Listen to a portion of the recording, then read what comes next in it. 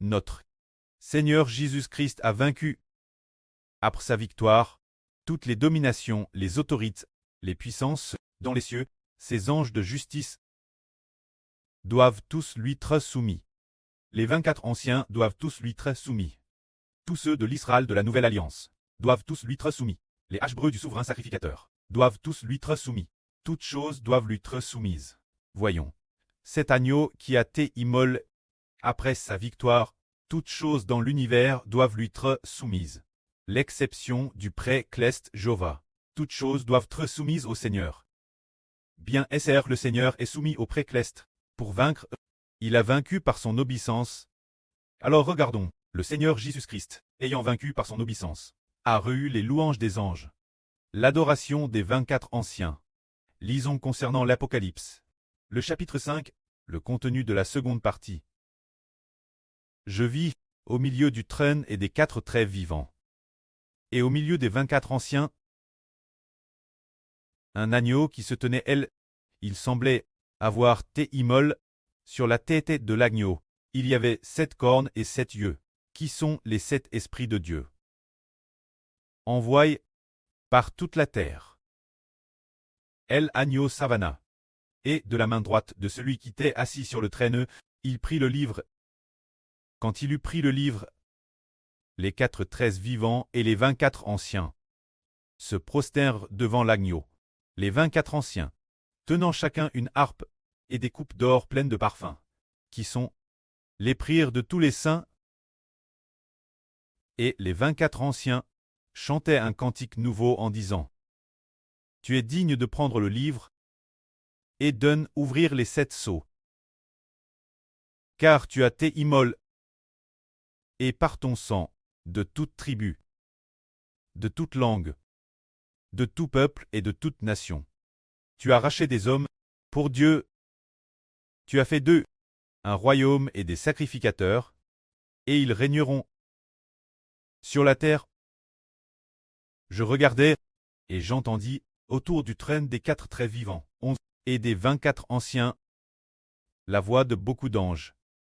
Leur nombre était des myriades de myriades.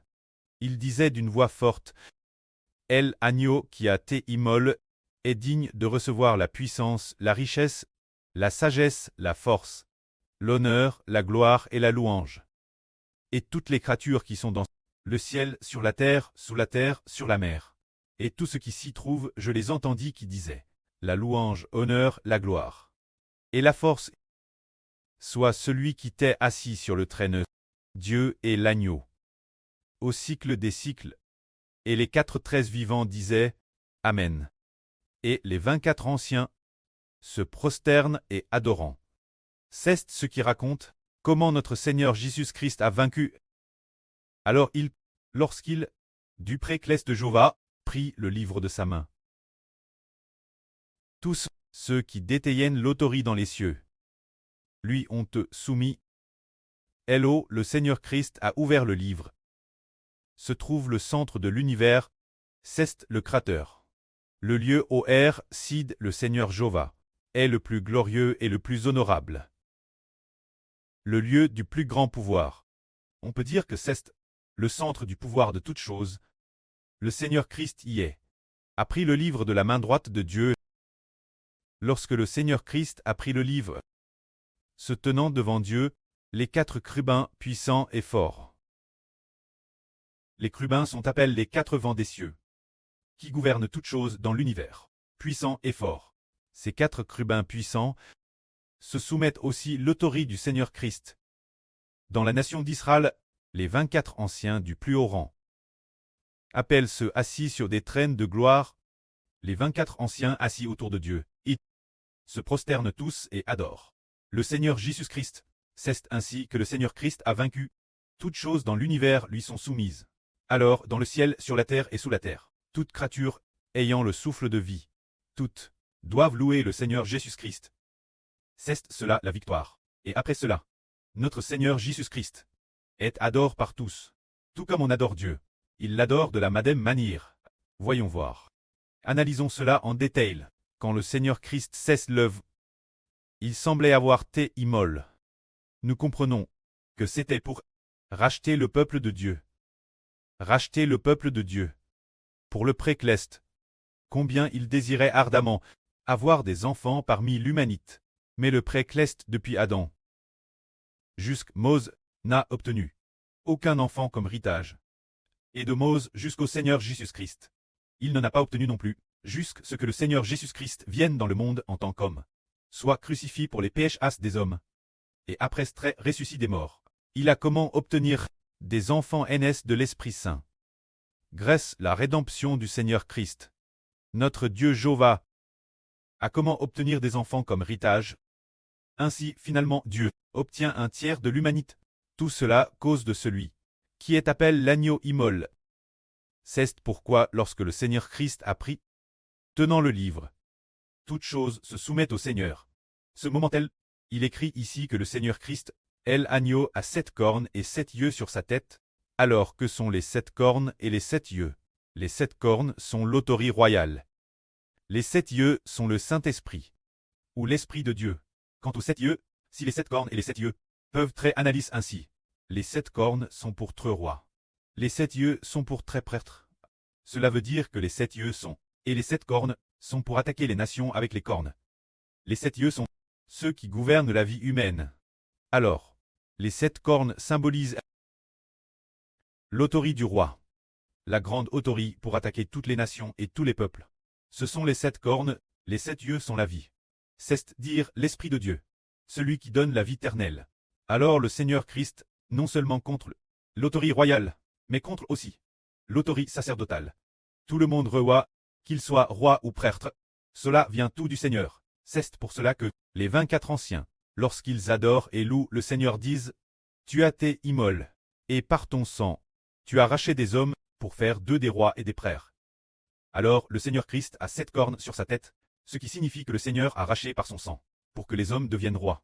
Les 7 yeux sur la tête du Seigneur Christ, c'est racheter les hommes par son sang, pour que les hommes deviennent prêtres. Ainsi les 7 cornes et les 7 yeux du Seigneur Christ racontent que le Seigneur Christ fait obtenir aux hommes l'autorité de roi et de prêtre. Ce moment-là, les 24 anciens, quand le Seigneur Christ prit le livre de la main droite du trône du précleste. Lorsqu'il prit le livre, les 24 anciens se prosternent devant l'agneau. C'est-à-dire les 24 anciens. Les plus honorables de la nation d'Israël, tous les 24 se prosternent devant le Seigneur. Alors, tenant des harpes et des coupes d'or pleines de parfums. Ces parfums sont les prières de tous les saints. Alors les 24 anciens chantaient un cantique nouveau. Ce cantique nouveau, ils le chantaient en disant « Tu es digne de prendre le livre et ouvrir les 7 sceaux. Car tu as été immolé, et par ton sang, de toute tribu, de toute langue, de tout peuple et de toute nation. Tu as racheté des hommes pour Dieu. Tu as fait d'eux un royaume et des prêtres, et ils régneront sur la terre. » C'est-à-dire que le Seigneur Christ a vaincu, parce que il a vers son sang, et a ainsi vaincu. Il a vers son sang. Vers son sang, c'est offrir son sang Dieu. Ce qui signifie que la victoire du Seigneur est une victoire par l'obéissance Dieu. PRT offrir son sang. PRT offrir son sang. Obéissant Dieu jusqu'à la mort. Remettant entièrement sa vie Dieu, tout de lui-même, obéissant en tout jusqu'à la mort pour remporter la victoire. Alors que celle d'Adam n'a pas vaincu, parce qu'il n'a pas obéi. La corruption du diable Satan cesse par manque d'obéissance. La rébellion est la désobéissance. Tandis que le Seigneur Christ a vaincu parce que il a obéi jusqu'à la mort et a ainsi vaincu, puisque le Seigneur Christ a vaincu, le sang vert par le Seigneur Christ, qui vaut avoir racheté les hommes pour les donner Dieu. Tous ceux qui sont rachetés par le Seigneur obéissent au Seigneur dans tout l'univers. Tous ceux qui sont appelés hommes, ceux qui recevront la vie éternelle et seront appelés hommes, le sont grâce au sang du Seigneur Christ. Qui les a rachetés, c'est grâce au sang du Seigneur Christ qu'ils sont rachetés. Quiconque est racheté ne sera pas jet dans le tank de feu et de soufre, mais tous ceux qui n'ont pas été rachetés appartiennent Satan. Appartenir Satan, c'est frère destin le tank de feu et de soufre. Ainsi tous, ceux qui sont rachetés par le Seigneur Christ, sont tous vivants, et sont gouvernés par le Seigneur. Tous se sont soumis au Seigneur. Alors nous voyons que notre Seigneur Christ a vaincu, parce qu'il a versé son sang. Et nous qui sommes prêtres et rois, C'est par les 7 cornes et 7 yeux du Seigneur Christ que non seulement nous obtenons la vie éternelle, non seulement par le sang du Seigneur Christ, qui nous donne la vie éternelle, nous tous les sauve.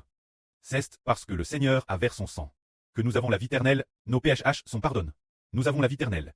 Et par les 7 cornes et 7 yeux sur la tête du Seigneur Christ, par les 7 cornes du Seigneur Christ, nous recevons l'autorité royale, et par les 7 yeux sur la tête du Seigneur Christ, nous recevons le ministre de prêtre. C'est pourquoi, pour les enfants clestes, il ne s'agit pas seulement de recevoir la vie éternelle, par le sang du Seigneur Christ, mais aussi de recevoir par les 7 cornes et 7 yeux du Seigneur Christ, la gloire et l'honneur du roi et du prêtre, un ministre honorable. Ainsi parlant, les enfants clestes doivent être ceux qui prennent l'initiative de commémorer ensemble le sacrifice du Seigneur. L'avenir, les enfants de toute nation, tribu et de la nouvelle terre, destinés à recevoir la vie éternelle, devront aussi commémorer le sacrifice du Seigneur, parce que le Seigneur a versé son sang. Mais ceux qui deviennent les enfants rois et prêtres doivent prendre l'initiative de guider ceux de la terre qui reçoivent la vie éternelle, pour commémorer ensemble notre Seigneur Jésus-Christ qui a été immolé pour nous. Bien Esser, le frère Héber, est devenu le chef de cette œuvre. La Bible dit ainsi. Quand le Seigneur Christ, après que les 24 vieillards eurent adoré le Seigneur, et leur loup, il y eut des milliers et des millions de voix d'anges autour des 24 vieillards. Il y avait des voix de milliers et de millions d'anges. Tous les anges louaient le Seigneur en disant « El agneau qui a été immolé est digne de recevoir la puissance, la richesse, la sagesse, la force, l'honneur, la gloire et la louange. » Tous les anges justes. On loue le Seigneur, tous les anges justes. On tous loue le Seigneur. Loue le Seigneur Jésus. Il semble que ces anges soient dirigés par l'archange Michel pour louer le Seigneur. Et qu'en est-il de ceux qui ont la vie éternelle sur la nouvelle terre? Qu'en est-il d'eux? Comme il est dit ici, et toutes les créatures, dans le ciel, sur la terre, sous la terre, et dans la mer, je les entendis qui disaient, celui qui est assis sur le traîneau et l'agneau, soit la louange, honneur, la gloire et la force, au cycle des cycles, pour toujours et jamais. Et les 4 êtres vivants disaient, Amen. Et les 24 vieillards se prostèrent et adorant. Ceci raconte que le Seigneur Christ, par son obéissance jusqu'à la mort, a vaincu, le Seigneur a versé son sang, et a vaincu, et ainsi toutes choses se soumettent au Seigneur. Ainsi, nous imitons le Seigneur Jésus-Christ, a été patient et obéissant jusqu'à la mort. L'avenir, le précleste, nous fera gouverner. Les enfants de la nouvelle terre. Le pré nous donnera alors l'autorité, pour que les enfants de la nouvelle terre me soient aussi soumis.